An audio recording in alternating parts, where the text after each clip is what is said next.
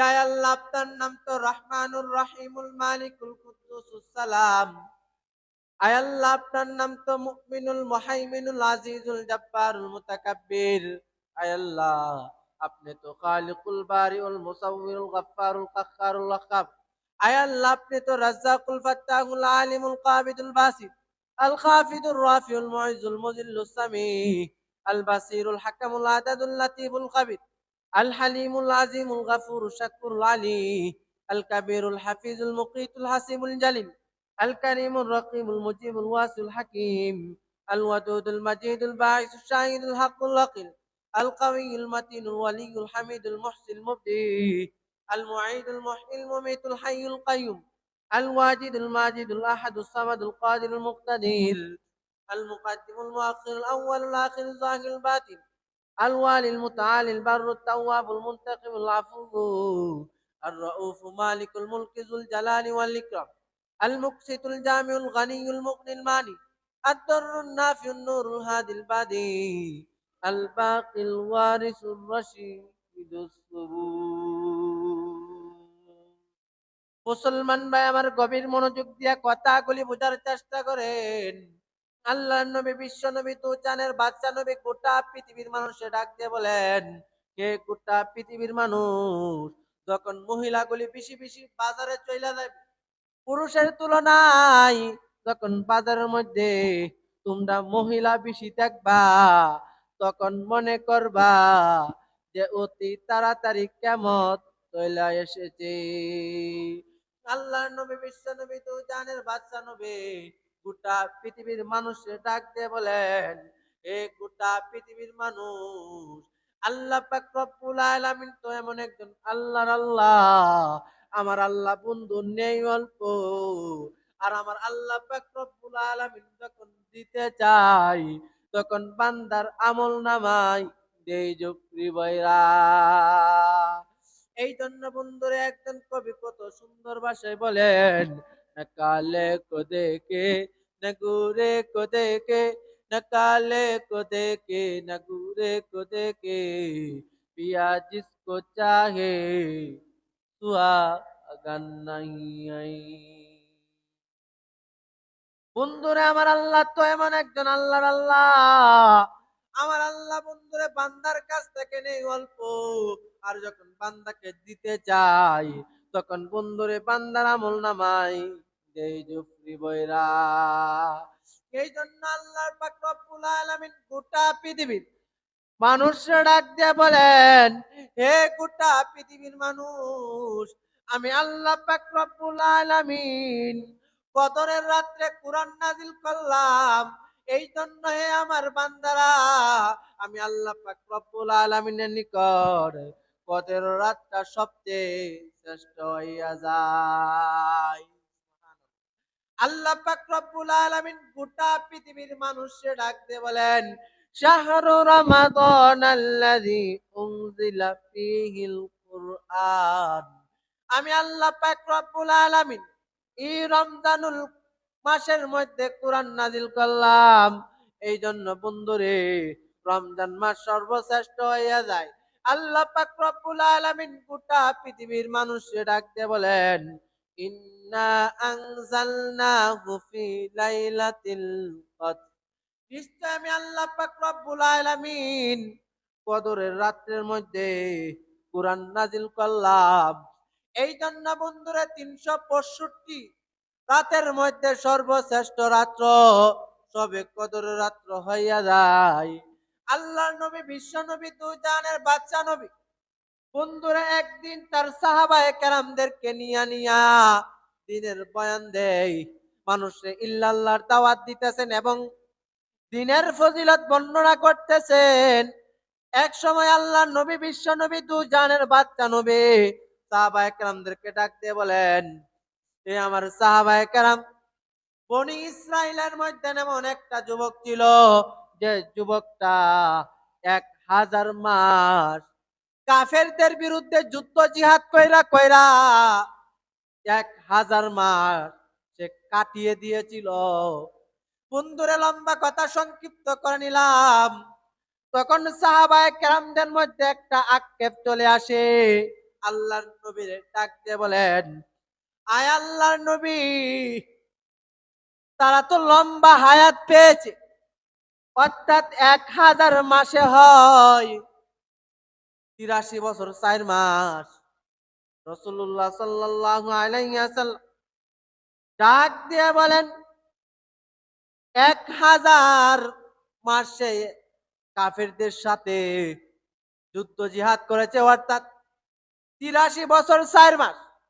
বনি ইসরায়েলের যুগে এক যুবক কাফেরদের সাথে রে বন্ধু যুদ্ধ কইরা কইরা তারই সময়টা ব্যয় করে ফেলেছে। তখন আল্লাহর নবী, বিশ্ব নবী, দু জাহানের বাচ্চা নবীর সাহাবায়ে কেরামরা ডাক দিয়ে বলতেছে, হে আল্লাহর নবী, আমাদের হায়াত তো অল্প, হে মুহাম্মদ সাল্লাল্লাহু আলাইহি ওয়াসাল্লাম, আপনার উম্মত তো 70 থেকে 80 ভিতরে অথবা 100-র ভিতর, আপনার উম্মত তো দুনিয়া থেকে চলে যাবে, আপনার উম্মতেরা কিভাবে এত লম্বা সময় ইবাদত করবে? উত্তরে তখন আল্লাহ নবী, বিশ্ব নবী, দু জানের বাদশা নবীর নিকট জিব্রাইল আলাইহিস সালাম ইন্না আনজালনাহু ফি লাইলাতিল কদর এই আয়াতটা যখন নিয়ে আসলেন, তখন রাসূলুল্লাহ সাল্লাল্লাহু আলাইহি ওয়াসাল্লাম তার সাহাবায়ে কেরামদেরকে ডাক দিয়া বলেন, হে আমার সাহাবায়ে কেরাম, চিন্তার কোনো কারণ নাই, পেরেশানির কোনো কারণ নাই। বনি ইসরায়েলের জমানায় এক যুবক টানা 1000 মাস ইবাদত করছে, অর্থাৎ কাফেরদের সাথে যুদ্ধ জিহাদ কইরা সে 83 বছর 4 মাস কাটিয়ে দিয়েছেন। আল্লাহ পাক রব্বুল আলামিন তার নবী মুহাম্মদকে ডাক দিয়ে বলেন, এ মুহাম্মদ নবী, চিন্তার কোনো কারণ নাই, পেরেশানির কোনো কারণ নাই। আপনি আপনার সাহাবায়ে কেরামদেরকে গিয়া বলেন, আমি একটা মাস দিলাম, নাম হইল রমজান মাস। এই রমজান মাসের মধ্যে শেষ দশকের মধ্যে যদি আপনার এই উম্মতেরা সবে কদর তালাশের জন্য লেগে যায়, আর আপনার কোন উম্মত যদি রমজানের শেষ দশকে বিজুর রাত্র গুলিতে আমি আল্লাহ পাক রব্বুল আলামিনের নিকট সবে কদর তালাশের জন্য আমি আল্লাহর নিকট যখন দুইটা হাত উত্তোলন কইরা আমি আল্লাহর ডাক মারবে যে রব্বানা যালামনা আনফুসানা ওয়া ইল্লাম তাগফির লানা ওয়া তারহামনা লানাকুনান্না মিনাল খাসিরিন, আয় আল্লাহ, অত্যাচার করছি, জুলুম করছি, নির্যাতন করছি রে মাওলা, তুমি ক্ষমা করনেওয়ালা ছাড়া আর কেউ ক্ষমা করনেওয়ালা নাই। এইভাবে যখন বান্দা আল্লাহ জাল্লা শানুহু ও আম্মা আমালুহুর নিকট এই সবে কদরের রাত্রে আল্লাহর নিকট যখন বান্দা এইভাবে দুইটা হাত উত্তোলন কইরা আল্লাহর নিকট যখন কান্নাকাটি করবে আর বলবে, আয় আল্লাহ, আপনার নাম তো রহমান, আপনার নাম তো রহিম, আয় আল্লাহ, আপনি তো মাওলা 99টা পদের মালিক, আয় আল্লাহ, সবে কদর রাত্র আল্লাহ, আয় আল্লাহ, আপনার নিকট তওবা করতেছি, আয় আল্লাহ, আর জীবনেও গুনাহ করব না, আয় আল্লাহ, আপনি দেন না ক্ষমা কইরা। সুবহানাল্লাহ কইতেন না?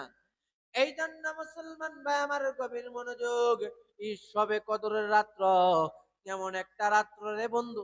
কোন মুসলমানের সন্তান মুসলমানের ঘরে জন্মগ্রহণ করার পর যদি রমজানের শেষ দশকে সবে কদরের এক রাত্র ইবাদত বন্দিগি কইরা কইরা কাটাইতে পারে, এক রাত্র ইবাদত বন্দিগি করার কারণে আল্লাহ জাল্লা শানু আম্মা মালু বান্দার আমল নামায় খুশি হইয়া 83 বছর 4 মাস ইবাদত করলে যে পরিমাণ সওয়াব বান্দার আমল নামায় লেখা দেওয়া হইতো, আল্লাহ পাক রব্বুল আলামিনের কোন বান্দা এই সবে কদরের রাত্র যদি ইবাদত করে আল্লাহ পাক রব্বুল আলামিন খুশি হইয়া 83 বছর 4 মাস ইবাদতের আমল নামায় বান্দার আমল নামায় লেখা দেয়। সুবহানাল্লাহ হইতেন না? এই যে হ্যালো শুধু এই জন্য ভাই আমাদের প্রয়োজন হইল এই সবে কদর রাত। আজকে 16ই রোজা চলতেছে। হ্যাঁ, আমাদের জন্য প্রয়োজন হইল শেষ দশকের দিকে, এই শেষ দশকের দিকে এই বিজুর রাত্রগুলি আল্লাহর নিকট বেশি বেশি কান্নাকাটি করা, বেশি বেশি দোয়া করা যে আয় আল্লাহ, আপনি আমাকে এই সবে কদরের রাত্রের উসিলা কইরা আয় আল্লাহ আপনি আমার পিছনের গুনাহগাতা মাফ করেন। আল্লাহ আপনি যদি ক্ষমা না করেন, আয় আল্লাহ আমরা কার কাছে যাই? যখন রুহান এইভাবে আল্লাহর নিকট দোয়া করবেন, তখন আল্লাহ পাক রব্বুল আলামিন খুশি হইয়া বান্দার পিছনের সমস্ত গুনাহগাতা মাফ করে দিই। সুবহানাল্লাহ কইতেন না? এই জন্য ভাই আমাদের প্রয়োজন হইল এই সবে কদরের রাত।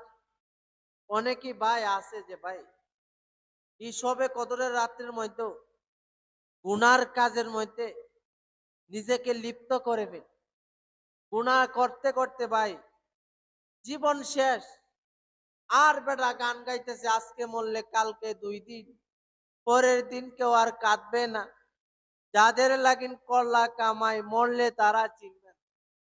এই জন্য ভাই আমাদের জন্য প্রয়োজন হইল কি সবে কদরের রাত্রটা, বিজুর রাত্রগুলি ইবাদত কইরা কইরা কাটায়া দেওয়া এবং আল্লাহ জাল্লা শানুহু ও আম্মা আমালুহুর নিকট বেশি বেশি দোয়া করা।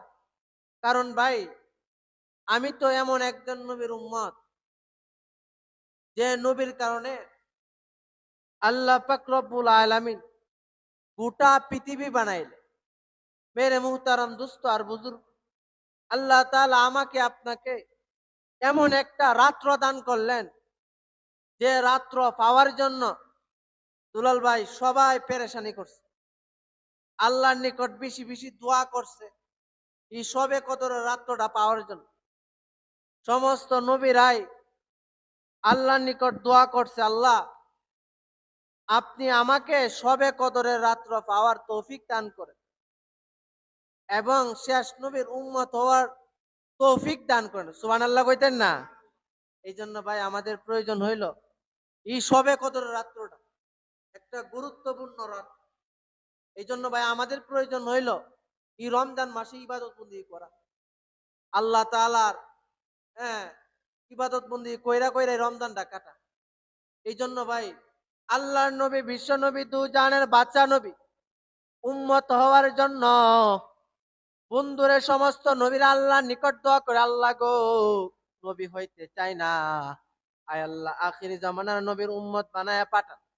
এইভাবে মুসা আলাইহিস সালাম আসছিলেন আয়েশা আল্লাহ জাল্লা শানুহু আম্মা মালুর নিকট আমার আপনার নবীর উম্মত হওয়ার জন্য আল্লাহ পাক রব্বুল আলামিনের নিকট দোয়া করছিলেন যে আয় আল্লাহ আপনি যদি আমার নবী না বানাইয়া আখিরি জামানার নবীর উম্মত বানাইয়া পাঠাইতেন, তাহলে আল্লাহ গো আমি এই রমজানের শেষ দশকের মধ্যে ইবাদত কইরা কইরা সবে কদর রাতটা পাইয়া আল্লাহ 83 বছর 4 মাস, 83 বছর 4 মাস ইবাদত করলে যে পরিমাণ সওয়াব, এই পরিমাণ সওয়াব আল্লাহ আমার আপনার আমল নামায়, আয় আল্লাহ আমাদের আমল নামায় উঠায় নিতাম।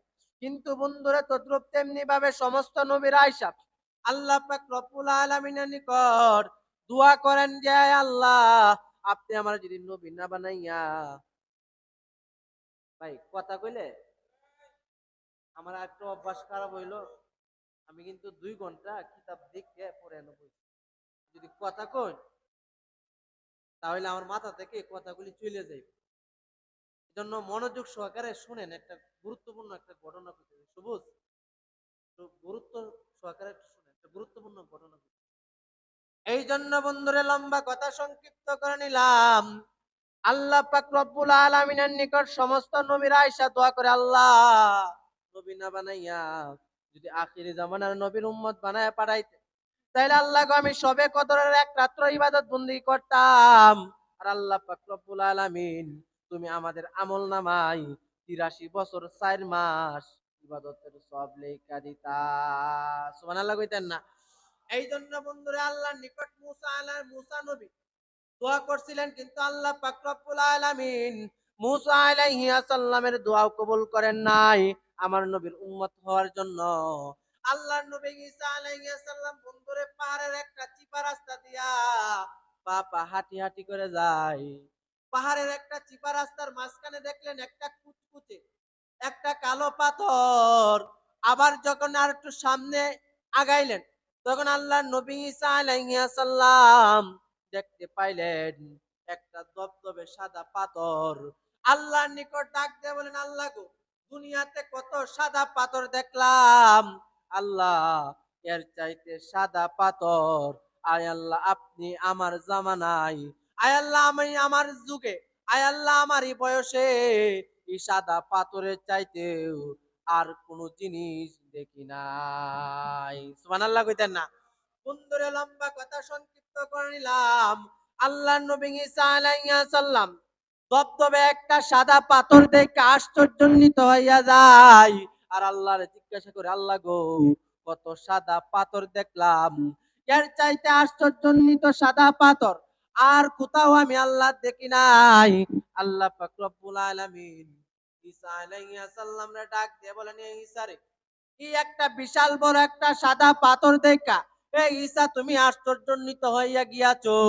আল্লাহর নিকট ঈসা বলেন, হায় আল্লাহ, আমি একটা সাদা পাথর দেখে আশ্চর্যান্বিত হইয়া গেলাম।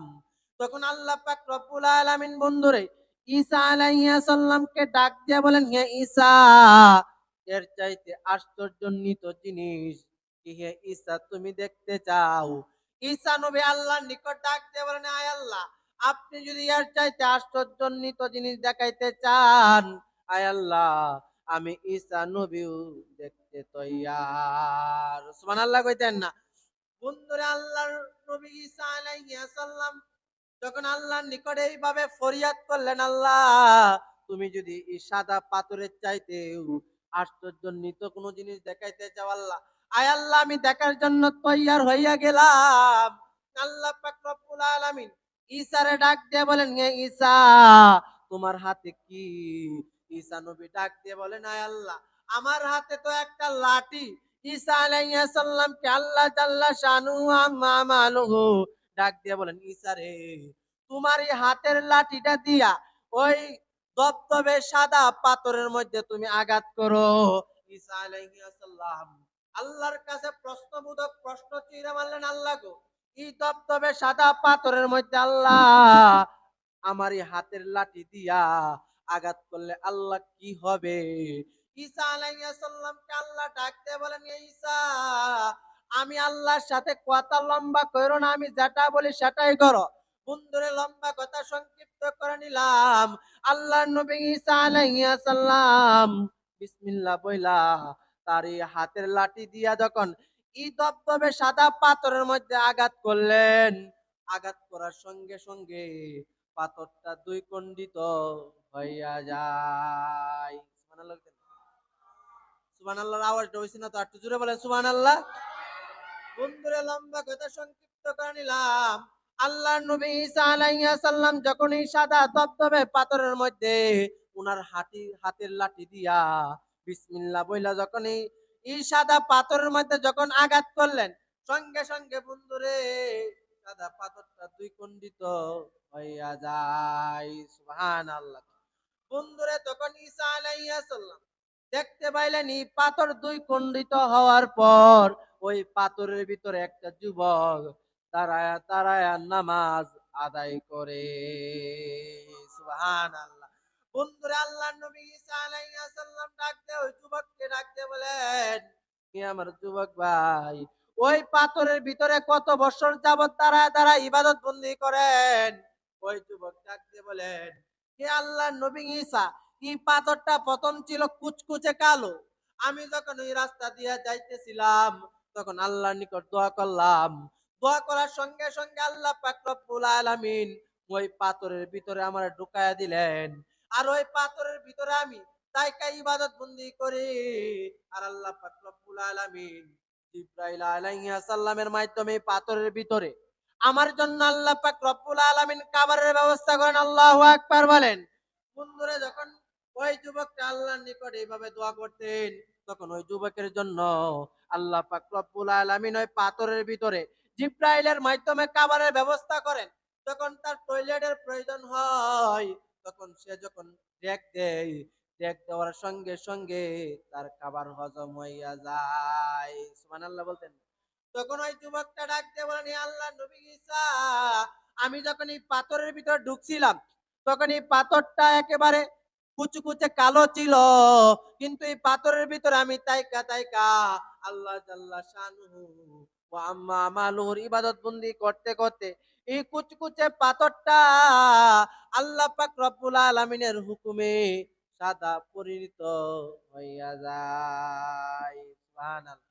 ওই যুবকটা ডাক দিয়ে বলেন, বাইরে হে আল্লাহ নবী ঈসা, ওই পাথরের ভিতরে তাইকা কেডা কি করে না করে, ওই পাথরের পাশ দিয়া কে যায় আর না যায়, সব কিন্তু আমি পাথরের ভিতরে থেকে বৈশা বৈশা দেখতে পারি, কিন্তু ওই সাদা পাথরের ভিতরে বৈশা আমি কি করি একমাত্র আল্লাহ পাক রব্বুল আলামিনই জানেন। সুবহানাল্লাহ কইতেন না? তখন বন্ধুরে ঈসা আলাইহিস সালাম আল্লাহর নিকট অভিমান করে আল্লাহরে ডাক দিয়ে বলেন, আল্লাহ, যে যুবকটা কি পাথরের ভিতরে বৈশা বৈশা 500 বছর ইবাদত বন্দি করেছে আল্লাহ গো, ওই লোকটা মনে হয় সবার আগে জান্নাতে প্রবেশ করবে। বন্ধুরে তখন ঈসা আলাইহিস সালামের কথা শুইনা আল্লাহ পাক রব্বুল আলামিন ডাক দিয়ে বলেন, হে ঈসা, তুমি সাদা পাথরের ভিতরে যুবক 500 বছর ইবাদত বন্দি করেছে, আর তুমি মনে করো ওই যুবকটা নাকি সবার আগে জান্নাতে যাবে? না না না রে ঈসা, আমি এমন একটা নবী পাঠাইলাম, যে নবীর উম্মতকে, যে নবীকে আমি এমন একটা মাস দিলাম, শাহরু রমাদান আল্লাযী উনজিলা ফীহিল কুরআন, আমি আল্লাহ পাক রব্বুল আলামিন কি রমজানে কোরআন নাযিল করলাম, আর আমার এই বান্দারা এই রমজান মাসের মধ্যে একটা কোরআন খতম দিবে, আমি আল্লাহ পাক রব্বুল আলামিন খুশি হইয়া বান্দার আমল নামাই 70 খতমের কোরআনের সওয়াব লেখা দেয়। সুবহানাল্লাহ। আরো আল্লাহ পাক রব্বুল আলামিন ঈসারে ডাক দিয়ে বলেন, আমার যে বান্দাগুলি কোরআন শরীফ দেখা দেখা রিডিং গুলি পড়তে পারে না, আমার এই বান্দাগুলি যদি প্রতিদিন রমজানে কুল হুয়াল্লাহ সূরা পাঠ করে, 3 বার পাঠ করার কারণে আমি আল্লাহ পাক রব্বুল আলামিন ওই বান্দার আমলনামায় 70 খতম কোরআনের সওয়াব লেখা দেয়। সুবহানাল্লাহ। আরো আল্লাহ পাক রব্বুল আলামিন ঈসারে ডাক দিয়ে বলেন, হে ঈসা, ওই যুবক 500 বছরের ইবাদত বন্দি করেছে পাথরের ভিতরে তাইকা তাইকা, এইটা দেখে তুমি আশ্চর্যান্বিত হইয়া গিয়াছো, এর চাইতে আশ্চর্যান্বিত জিনিস কি তুমি জানতে চাও? ঈসা নবী বলেন, আল্লাহ গো, তুমি যদি জানাইতে চাও তাহলে আয় আল্লাহ, আমি শোনার জন্য তৈয়ার হইয়া গিয়াছি। তখন আল্লাহ পাক রব্বুল আলামিন বলেন, হে ঈসা রে, আমি নবী মুহাম্মদ সাল্লাল্লাহু আলাইহি সাল্লামের উম্মতকে আমি একটা সবে কদরের রাত্র দিলাম। ওই সবে কদরের রাত্র হইল, ওই সবে কদরের রাত্র হইল যখন রমজান মাসের শেষ দশকে বিজুর রাত্রগুলি তালাশ করবে, বিজুর রাত্রগুলির মধ্যে সবে কদরের রাত্র হইবে। আর এই বান্দাগুলি যদি সবে কদরের এক রাত্র যদি দাঁড়ায় দাঁড়ায় ইবাদত বন্দি করে, ওই যুবক তো 500 বছর পাথরের ভিতরে তাকে ইবাদত বন্দি করেছে। আর আমার কোন মোহাম্মদ নবীর উম্মতেরা সবে কদরের এক রাত্র দাঁড়ায় দাঁড়ায় ইবাদত বন্দি করবে, আর আমি আল্লাহ পাক রব্বুল আলামিন 500 বছরের চাইতে বেশি আমল ওই এক রাত্র সবে কদরের রাত্র ইবাদত করার কারণে বান্দার আমল নামাই উঠাইয়া দিমু। সুবহানাল্লাহ কইতেন না? এই জন্য বন্ধুরা আমার প্রয়োজন হইল সবে কদরের রাত্রটা কি 500 বছরের চাইতে একটা সর্বশ্রেষ্ঠ রাত্র। তখন ঈসা নবী আল্লাহর কাছে বলেন, আয় আল্লাহ, আপনি আমারে এখনই এই শেষ নবীর উম্মত বানায় পাঠান। সুবহানাল্লাহ কইতেন না? তখন ভাই আল্লাহ পাক রব্বুল আলামিন ঈসা আলাইহিস সালাম রে আমার আপনার নবীর উম্মত বানায় আবার দুনিয়াতে পাঠাইবেন। সুবহানাল্লাহ কইতেন না? তাহলে সমস্ত নবীর উম্মতের চাইতে আমরা শ্রেষ্ঠ না? আমরা সর্বশ্রেষ্ঠ। এই জন্য ভাই আমাদের প্রয়োজন হইল, হ্যাঁ, সামনে রমজান মাস প্রায় অর্ধেকের উপরে চলে গেছে, সামনে ইতিকাফ আসতেছে, আমাদের জন্য প্রয়োজন হইল হ্যাঁ, জীবনে একটা বার হইলো এতেকাফ আদায় করা। কারণ কিতাবের মধ্যে আসছে রমজানের শেষ দশকে বিজুর রাত্রগুলি। কি রাত্রগুলি ভাই? কথা বলেন কি রাত্রগুলি? বিজুর রাত্রগুলির মধ্যে আপনারা সবে কদর রাত্র হইব। এজন্য আপনি যদি 10টা দিনের জন্য এতেকাফে বসেন, তাহলে আপনি নিঃসন্দেহে সবে কদর রাত্র পাইবেন। সুবহানাল্লাহ কইতেন না? এই জন্য ভাই, হ্যাঁ, ইতিকাফ হইলো 3 প্রকার। ইতিকাফ কয় প্রকার ভাই? কথা কোন ইতিকাফ কয় প্রকার? একটা ইতিকাফ হইলো ওয়াজিব ইতিকাফ, একটা হইলো সুন্নত ইতিকাফ, আর একটা হইলো হ্যাঁ মান্যতের ইতিকাফ। একটা হইলো ওয়াজিব ইতিকাফ, একটা হইলো নফল ইতিকাফ, আর একটা হইলো ফরজে কিফায়া ইতিকাফ। এই হইলো ইতিকাফ হইলো 3 প্রকার।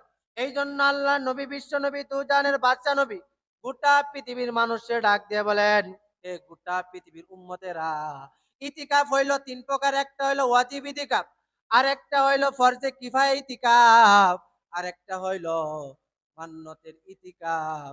এই জন্য রাসূলুল্লাহ সাল্লাল্লাহু আলাইহি ওয়াসাল্লাম 1 নাম্বার ইতিকাফের কথা গোটা পৃথিবীর মানুষকে ডাক দিয়ে বলেন, এ গোটা পৃথিবীর উম্মতেরা, কোন ব্যক্তি মান্নত করেছে, আয় আল্লাহ, আমার সন্তানরা যদি বিদেশ গিয়ে আল্লাহ টাকা পয়সা কামাইতে পারে, তাহলে আল্লাহ গো, তোমার জন্য আমি মসজিদে 10 দিন ইতিকাফ করব। কয়দিন ইতিকাফ করব? ওটা নিয়ত করছে যে আল্লাহ, আমার এই সন্তানরা যদি বিদেশ গিয়ে টাকা পয়সা কামাইতে পারে, তাই আল্লাহ আমি নিয়ত করলাম 10 দিন অথবা 5 দিন অথবা 3 দিনের ইতিকাফ করব।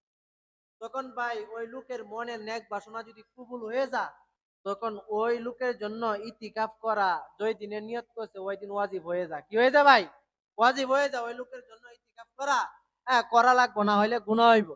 2 নাম্বার হইলো নফল ইতিকাফ। যেমন নফল ইতিকাফটা হইলো আপনি মসজিদে ঢুকছেন, যে আমি মসজিদে বইসা কোনো দুনিয়াবি কথা বলবো না, জাস্ট আমি 2 ঘন্টার জন্য এতেকাফে বসলাম। হ্যাঁ, যে আমি জুম্মার নামাজ পড়তে যে সময় লাগে এই সময়ের ভিতরে কারোর সাথে আমি কোনো কথা বলবো না, এটাও একটা এতেকাফ। সুবহানাল্লাহ কইতেন না? অথবা একদিনের জন্য এতেকাফে বইতে পারেন, 2 দিনের জন্য বইতে পারেন, 3 দিনের জন্য বইতে পারেন। হ্যাঁ, এটা হইলো নফল ইতিকাফ। এই গেল 2 নাম্বার ইতিকাফ। 3 নাম্বার ইতিকাফ হইলো ভাই ফরজে কিফায়া ইতিকাফ। কি কিফায়া ভাই? ফরজে কিফায়া এটা বলা হয় যে এই এলাকার অন্তত 1 থেকে 2 জন, একটা বালেগ পুরুষ হইলেও আপনাদের এলাকার সবার পক্ষ থেকে মসজিদে 10টা দিনের জন্য বসা লাগবে। যদি একটা মানুষও এই 10 দিনের জন্য এই মসজিদে এতেকাফের জন্য না বসে, তাহলে পুরা এলাকার যত পুরুষ নারী আছে সবাই গুনাহগার হইব। নাউজুবিল্লাহ কইতেন না? এই জন্য ভাই, এটা হলো ফরজে কিফায়া। একটা মানুষ যদি মসজিদে 10টা দিনের জন্য এতেকাফে বসা যায়, তাহলে আমাদের সবাইকে ওই লোকটা কি করবে? আমাদের সবাইকে ফরজে কিফায়ার গুনাহ থেকে বাঁচায় দিবে। সুবহানাল্লাহ কইতেন না? এই জন্য ভাই কিতাবের মধ্যে আসছে, কোন ব্যক্তি যদি 10টা দিনের জন্য ইতিকাফ আদায় করে, তাহলে আল্লাহ পাক রব্বুল আলামিন খুশি হইয়া ওই বান্দার আমল নামায় 2টা কবুল হজ এবং 2টা কবুল উমরা করলে যে পরিমাণ সব হইতো, কোন মুসলমানের সন্তান যদি 10টা দিনের জন্য ইতিকাফ করে, আল্লাহ পাক রব্বুল আলামিন সেই পরিমাণ সওয়াব বান্দার আমল নামায় লিখে দেয়। সুবহানাল্লাহ কইতেন না?